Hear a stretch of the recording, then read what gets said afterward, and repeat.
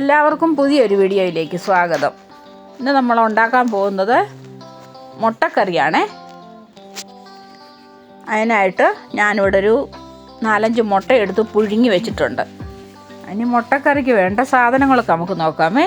ഞാനിവിടെ ഒരു ചട്ടി ചൂടായിട്ട് അതിനകത്തോട്ട് 2 ടേബിൾ സ്പൂണ് മുഴുവൻ മല്ലി, 4 കാശ്മീരി മുളക്, 1 ബേ ലീഫ്, ഒരു 1 ഇഞ്ച് കഷ്ണം കറുവാപ്പട്ട, ഒരു 5-6 ബദാം എടുത്തിട്ടുണ്ട്. ഇതെല്ലാം കൂടെ നമുക്കൊന്ന് റോസ്റ്റ് ചെയ്തെടുക്കാം.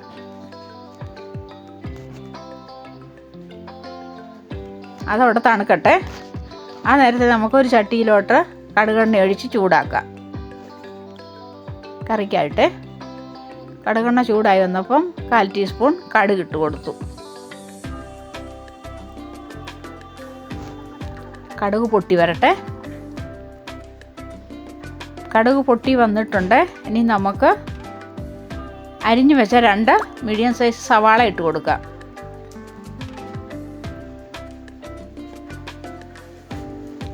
സവാള ഇട്ട് കൊടുക്കാം.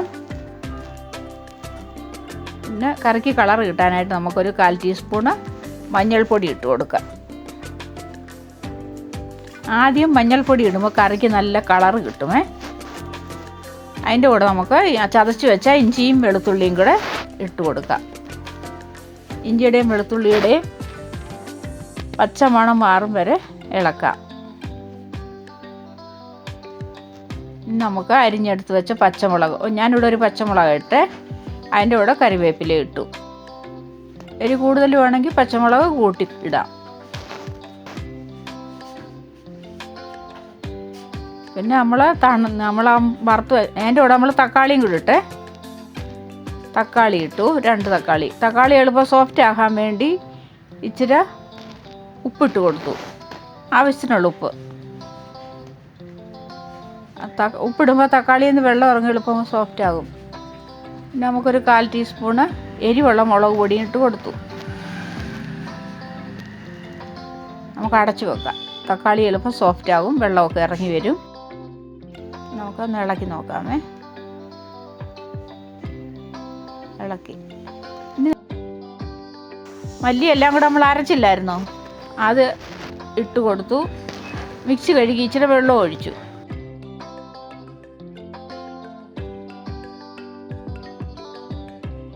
പിന്നെ നമ്മൾ പുഴുങ്ങി വെച്ച മുട്ട ഒരു ശകലം മുളക് പൊടി ഇട്ട് വഴറ്റി അങ്ങോട്ടിട്ട് കൊടുത്തു.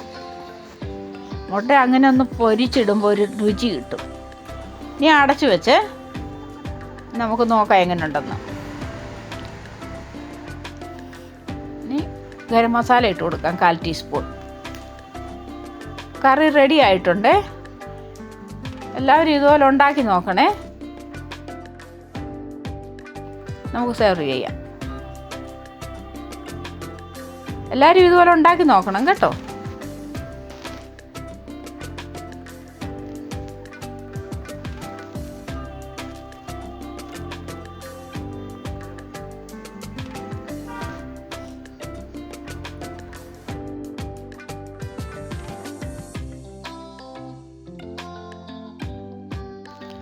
വീഡിയോ കണ്ടതിന് താങ്ക് യു.